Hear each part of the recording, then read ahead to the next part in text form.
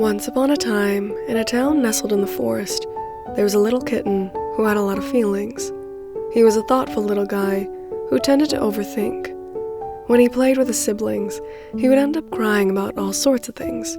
Tears would fall for the worm who accidentally got caught in the middle of the road, for the birds with holes in their shoes, for the other cats without homes, or for the flowers who couldn't live forever, for the friends who moved away, and especially for the scraped knees that didn't have band-aids.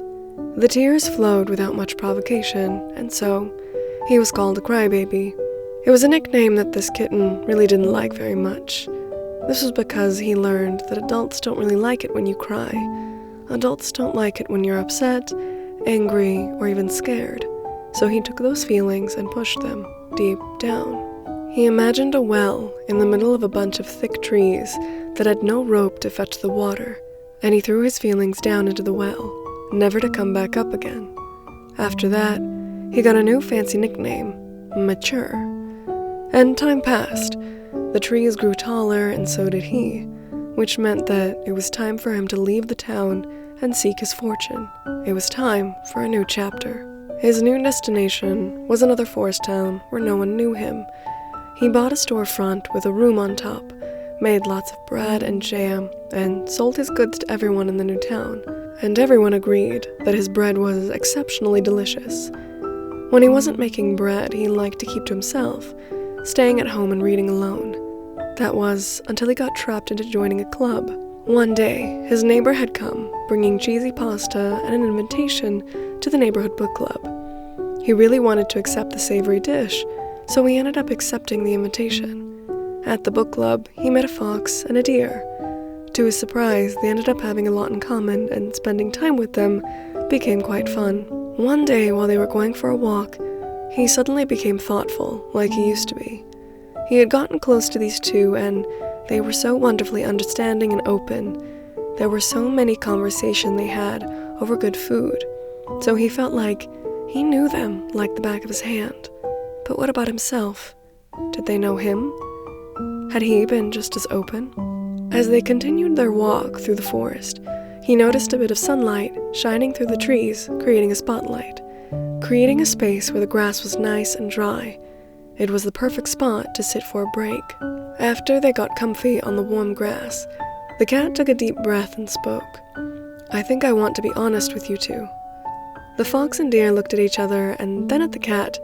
This was a little unexpected for them. The cat continued, I used to be a crybaby. I cried all the time." His friends looked at him a bit confused. This calm and put-together cat was a crybaby? Not wanting the air to be silent, the fox spoke first. "A crybaby? Well, crying is normal, right? I think there's a lot to cry about if you think about it."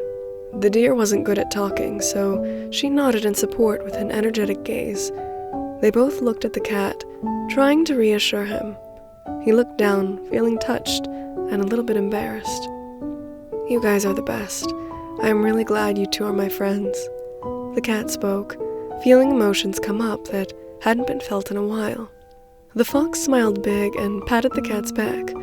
"Of course, crying is nothing to be ashamed about. Your feelings are important since you are important. We want to hear about your past if you want to talk about it." Their support touched his heart, and all the feelings he had buried deep down were coming back from the surface. The well of emotions had finally gotten a rope. Tears slowly came up from his eyes and poured down his face.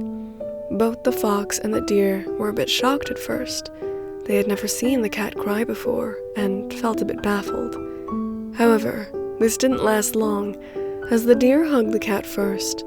Although she didn't know what to say, she felt like maybe a hug would help, and the fox joined in. The deer patted the cat's head, and the fox rubbed his back. Perhaps a hug is all you really need, and so they stayed like that, holding him close until he could smile again.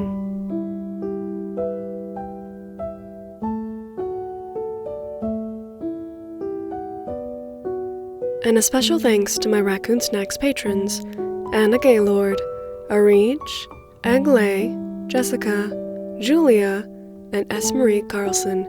Thank you so much.